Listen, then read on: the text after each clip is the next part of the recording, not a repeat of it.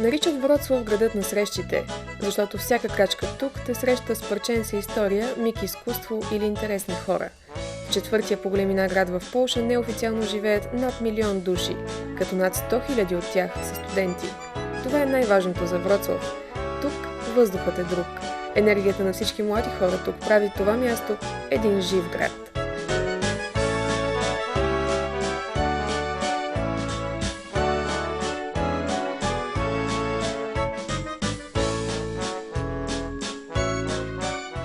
Вроцлавският университет има над 300 годишна история и може да се похвали с 9 Нобелови лауреати. Днес тук се обучават повече от 40 000 студенти в 10 факултета.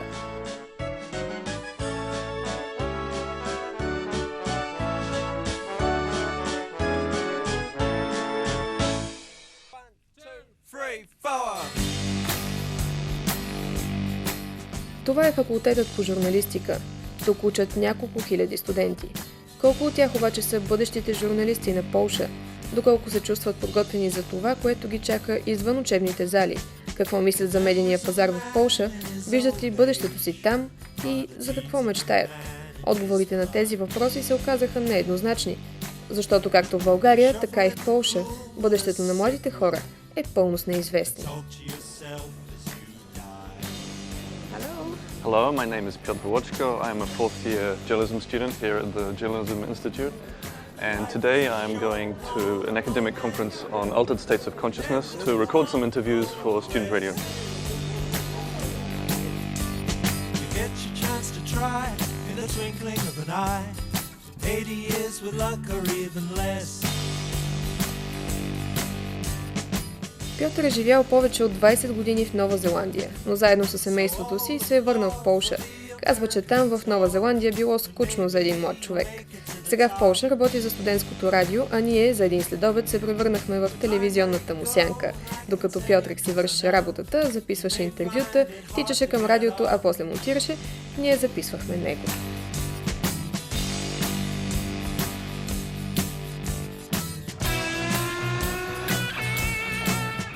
Oh, I don't want to be a journalist, actually.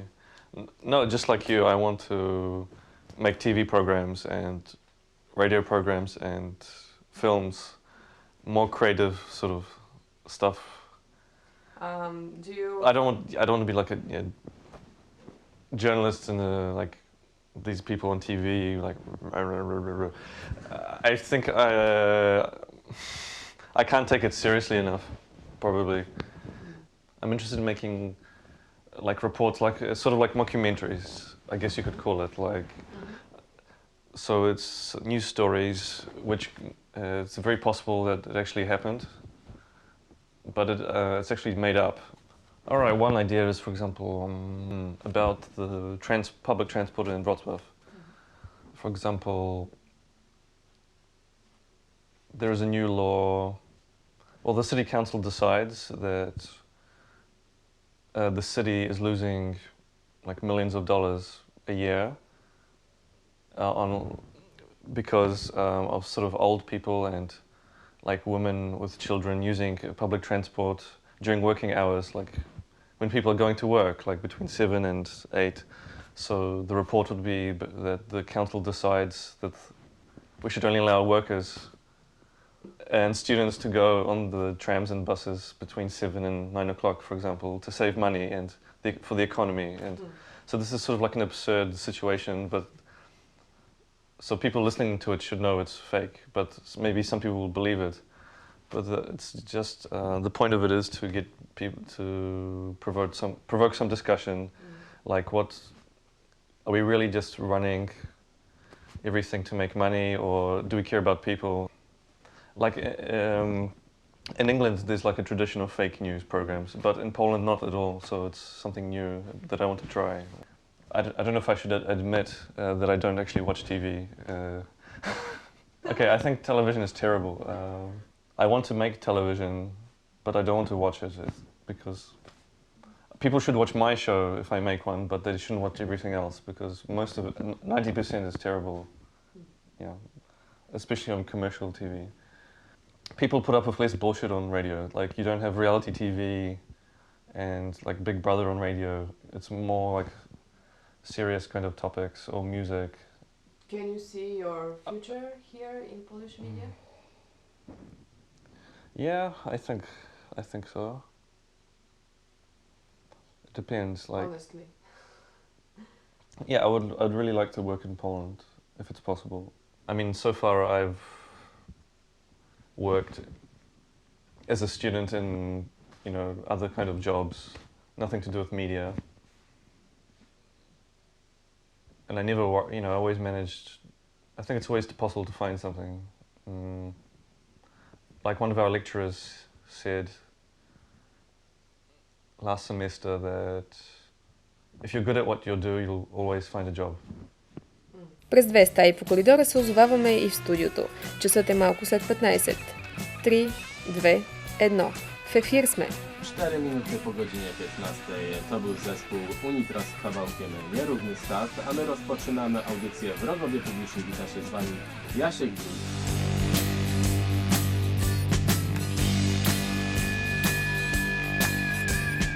You are the angel of death, and I am the dead man's son.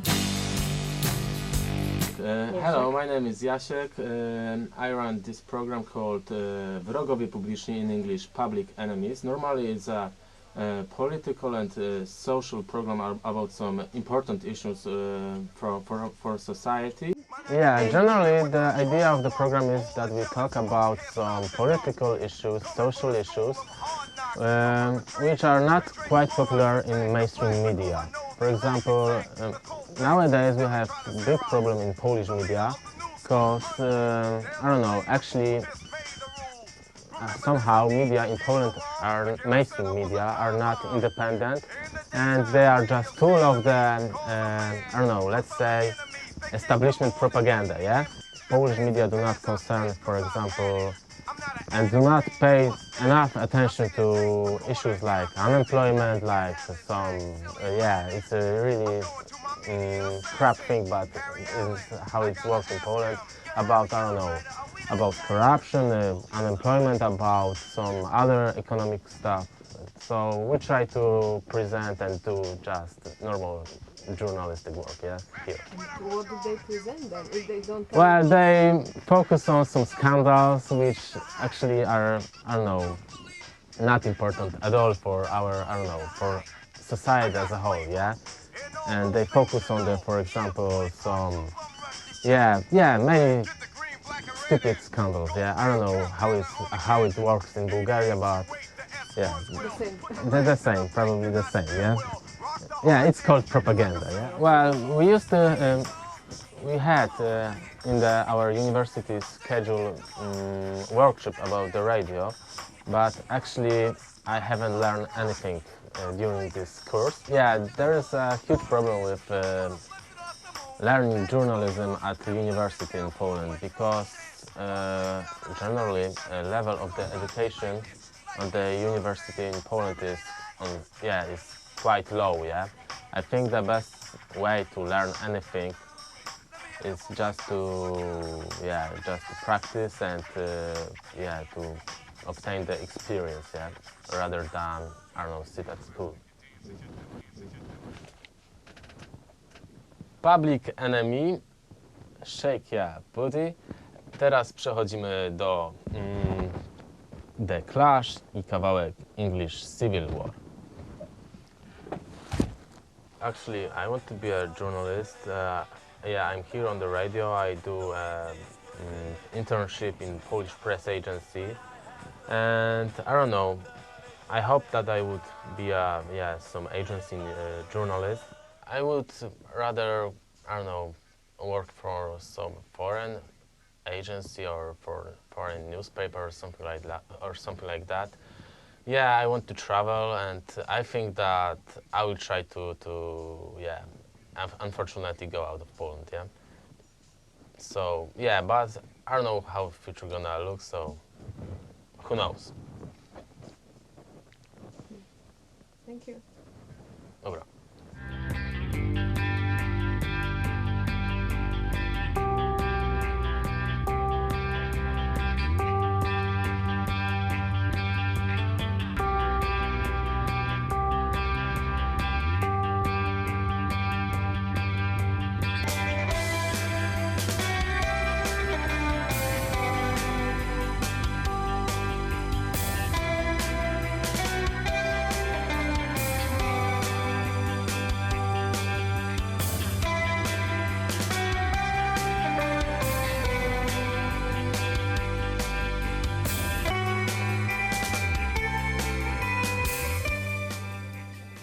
Автор, оператор и режисьор на това видео е Павел.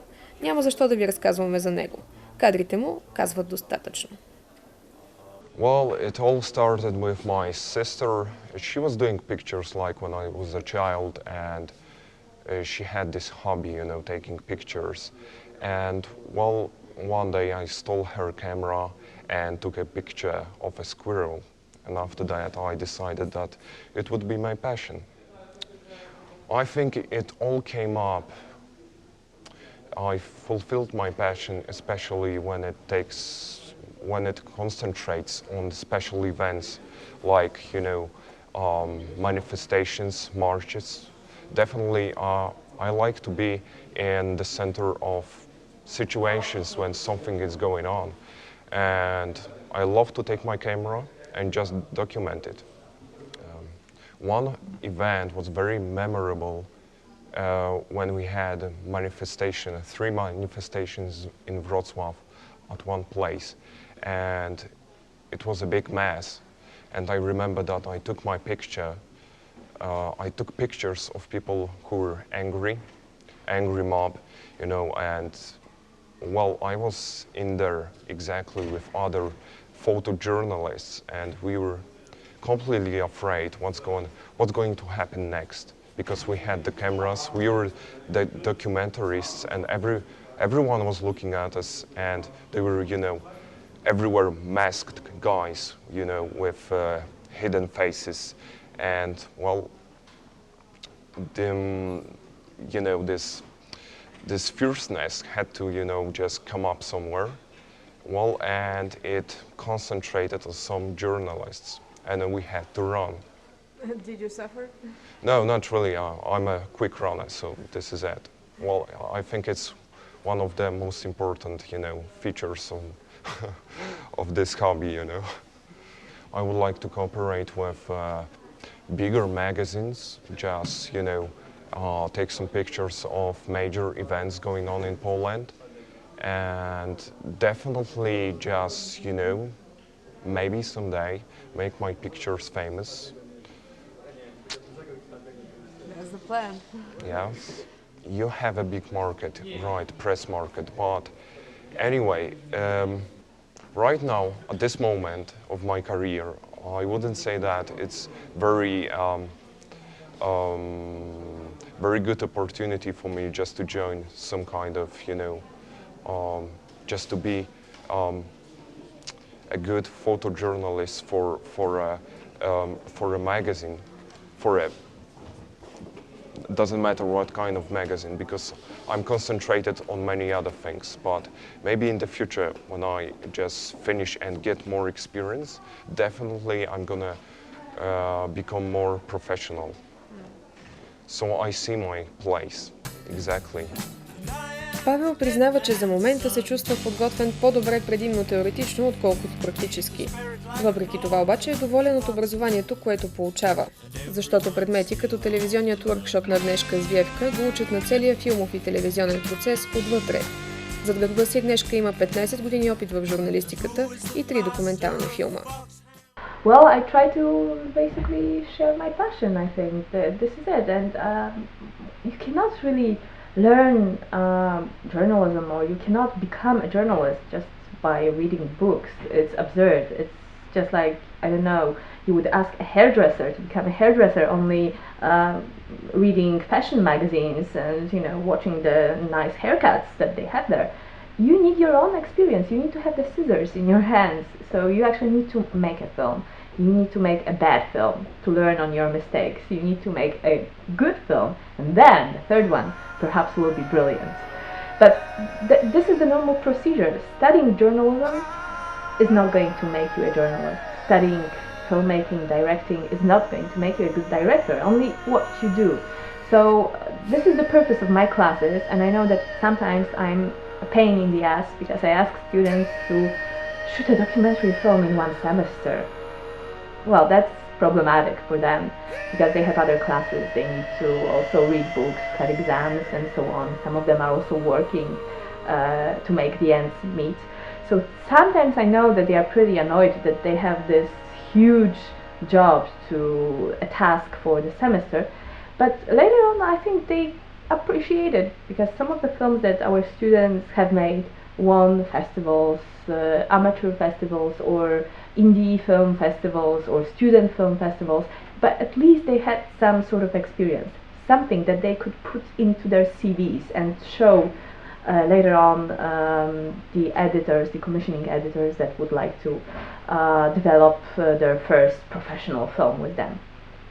I'm a realist, and I know that most of the students will not get a job within journalism. But those of them who will, I think they are quite well prepared after studying here to do it. It's just the question of their determination as well. Освен, че ги кара да снимат, монтират и режисират сами, Агнешка често показва на студентите си филми, които анализират в детайли. Казва, че е реалист и знае, че това не е голямата страст на всички. И от първата си среща с тях знае кои от студентите и наистина ще тръгне по пътя на журналистиката или документалистиката. In the 90s, there was a huge demand for journalists. And those who were back then graduating or studying journalism, well, they had a beautiful career in front of them. But for the people of my generation and later generations, like our contemporary students, it's harder. And it's harder, I would say, even in a double way, because the market is already full of journalists. And they are still reasonably young. They are not going to retire, the ones that have joined the market in the 90s. And I think this is the same thing in all the former East Bloc countries, that in the 90s it was so easy to become a journalist, a star, a well-known and respected journalist. Nowadays, it's a constant struggle, I would say, but it's not impossible to win it. Полша е първата страна, в която социализмът се пропуква. Днес Полша е сред първите страни по усвояемост на европари. И въпреки бунтарската си кръв, и въпреки напредъка, младите хора в Полша също не са сигурни какво ще им донесе утрешния ден.